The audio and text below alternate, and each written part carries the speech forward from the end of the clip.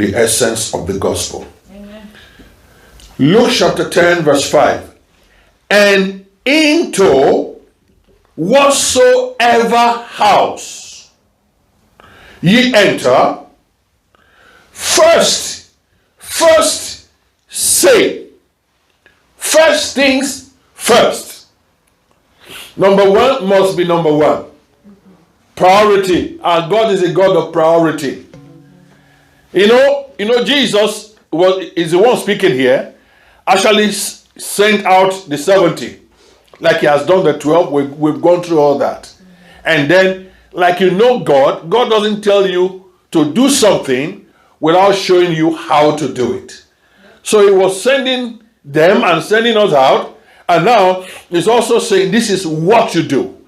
And he already said as you go there are some things you don't get involved with. One of them is what? He said don't greet anybody by the way. Give all those to say. Now, but when you overcome that and you get to, now you are now in the process of ministering, whether you are in the classroom or whether you are in a workplace or whether you intentionally went out to preach, the moment you find yourself in a position of influence that you are now trying to communicate your faith with somebody else.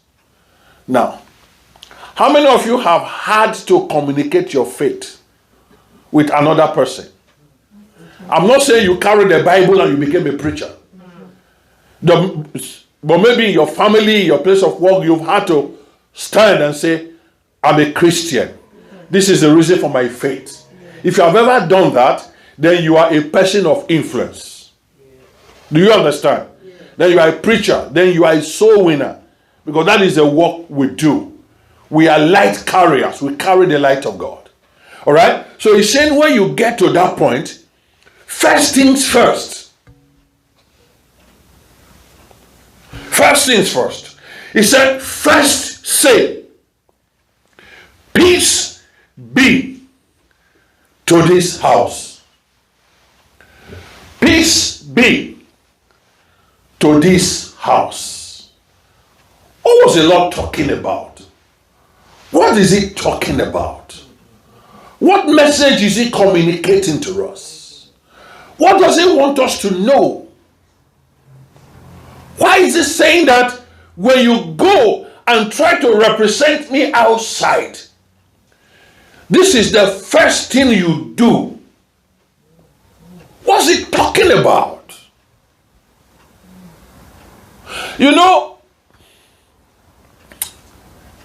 If we know Jesus,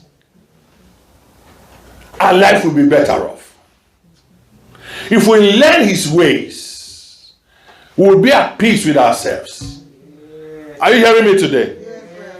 Now look at what he said.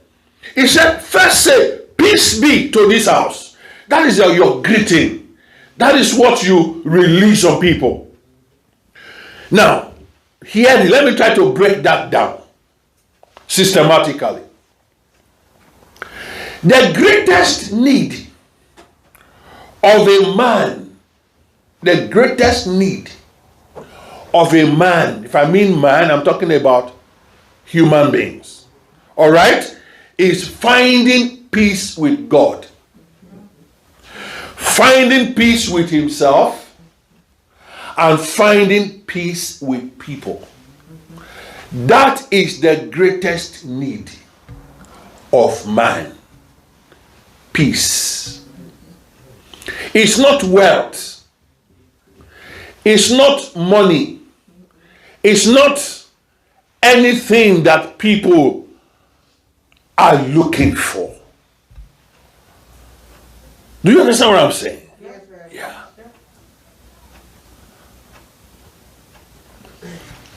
Sometimes you hear that people like Bill Gates and Melinda Gates, who every second, I'm not talking about 1 minute, every second, money enters into their account. Even if Bill Gates didn't work again in life, all over the world, Microsoft is used. That's what we are using this morning. And money is entering constantly. Do you understand? Yes. That the guy had to set up a separate software, separate that no other person uses to calculate his money. Do you understand what I'm saying? But they got to the point of dissatisfaction and they are having a divorce. They can no longer bear. They are not happy. Am I talking to somebody today? Yes. So what if you have prayed and said, Lord, if you can just make me rich, my problems are over. Am I talking to somebody today? Yeah. Yeah. So, you see, the need of man is peace with God. Amen. And that is why I think that we pastors, and I want you to forgive me because all the time I have to always talk about we pastors. Yeah, but it's because I believe that God is going to use all of you. I believe that we pastors missed it. We missed it. And if our world, if the Christian world is the way it is today, it is our fault. We pastors caused it. And I think we pastors have to come to a point where we really ask God to forgive us.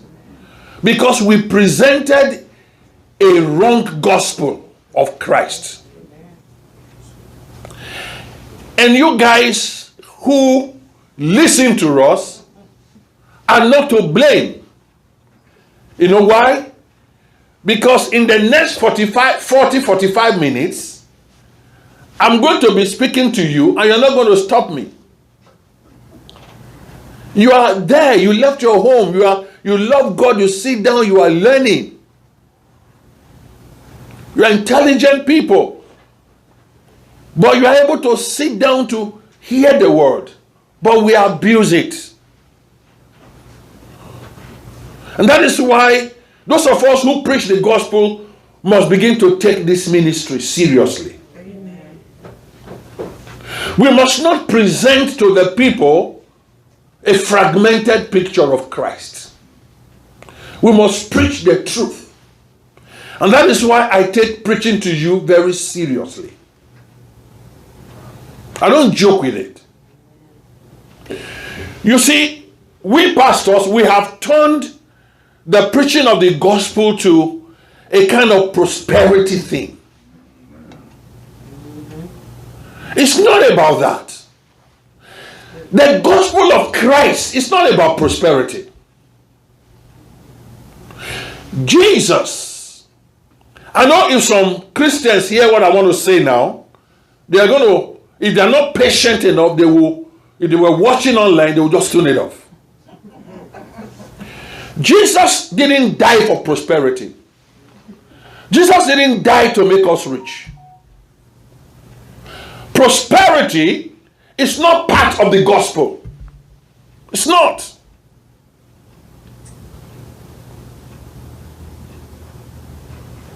Most of my charismatic preachers will not like to hear that. Prosperity is not part of the gospel. And I will explain that. Because before Jesus came, people have been rich. Are you here today? Yes. Abraham was a rich guy before God called him. Abraham was rich. People were rich. Noah was rich. If he wasn't rich, he would not be able to single-handedly build an ark.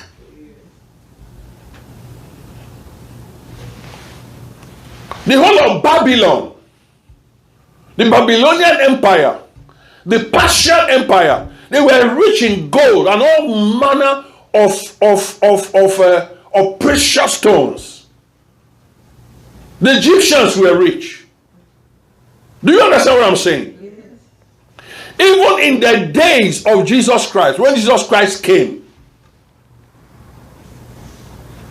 when he died, the tomb where he was buried didn't belong to him. Are you here today? Yes. It belonged to a rich man called Joseph of Arimathea. Yeah. Was a rich guy, already had it. So, these guys like Nicodemus, all these guys, they were rich. So, if the reason Jesus came is because of riches, then those guys don't need Jesus. If all you have to say to Joseph of Arimathea and say, give your life to Jesus because he will make you rich, and the guy that said will make me rich is going to borrow my tomb to be buried.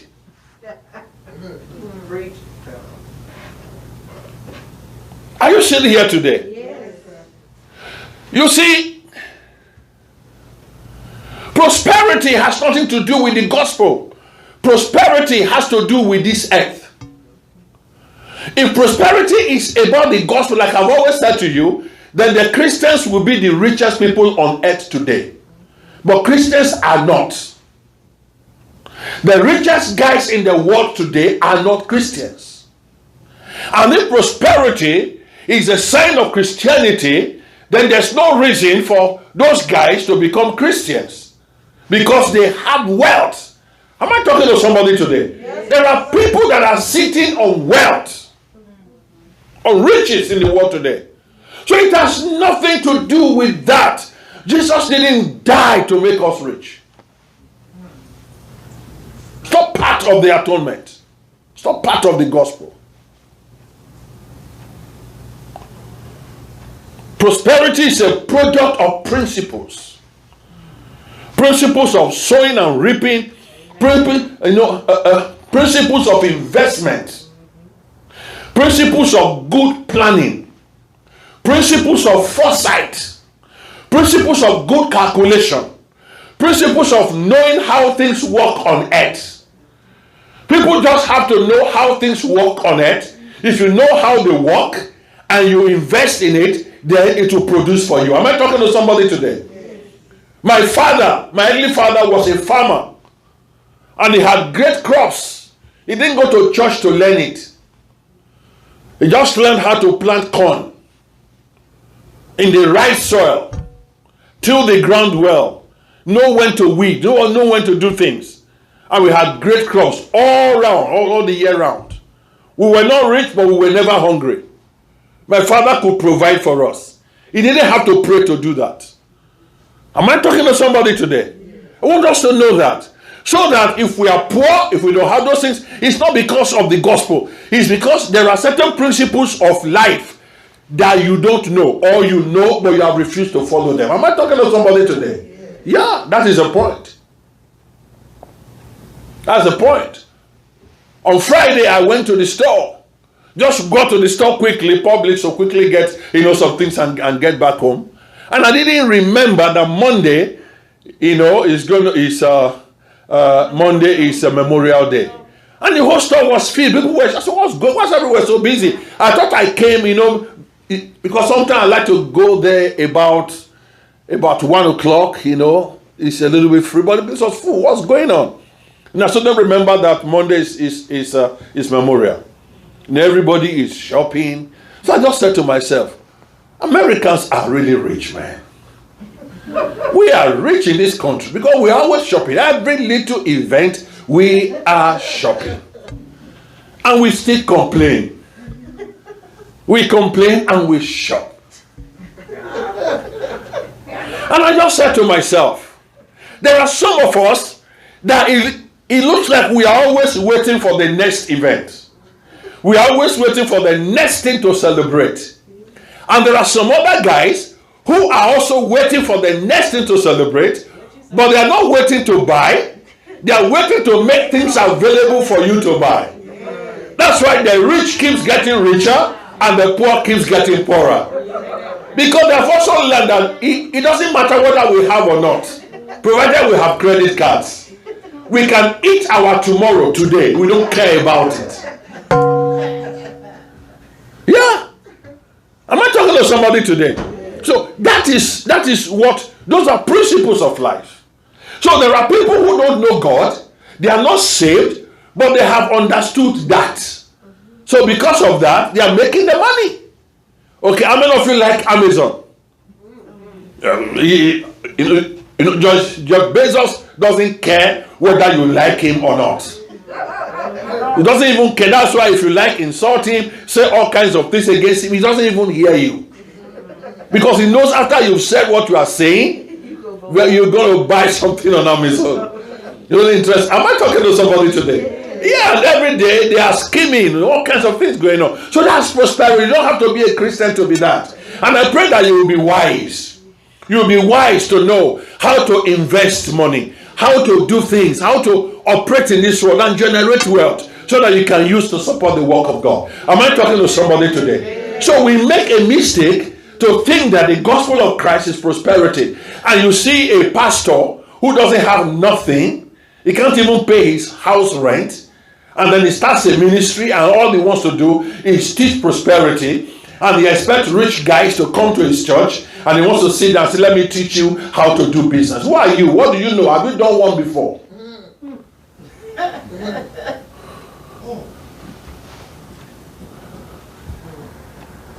So go on YouTube. Just go on Facebook. Just look at everywhere pastors are preaching. Just click on the messages. You'll discover that 98%, 99% of all the charismatic preachers' messages online has to do with prosperity and blessings and co. And that is all, and that is why Christians are becoming more and more greedy every day. More greedy. Christians have become thieves. They see your property, they steal it and claim it in the name of the Lord. Am I talking to somebody today? Yeah, they don't know their boundaries. They claim people's wives. They do all kinds of things. They name and claim they possess things that don't belong to them. Am I talking to somebody today? We lie, we cheat, we do the same thing that everybody does. That is why a lot of people don't even want to go to church because there's no difference. But that is not the gospel. We are trying to present to men what they are not looking for. That was why Jesus Christ had to quickly establish this with the people he's sending out. And he's doing that to us now. He had to quickly establish it. He was saying, hey, don't go there and start presenting to people what is not true. He said the first house you enter, the first thing you say when you get there is say, peace be unto this house. Why did he say that? Because he knows that the quest in the heart of man is peace with God, peace with himself, and peace with his world. That is the need of man. And that is the reason why we are sent. People want to find peace with God because they are conscious of their sins. There is a sin consciousness. There is a feeling of inadequacy in people's lives. You say, Pastor, how do you know? That is the reason for religion.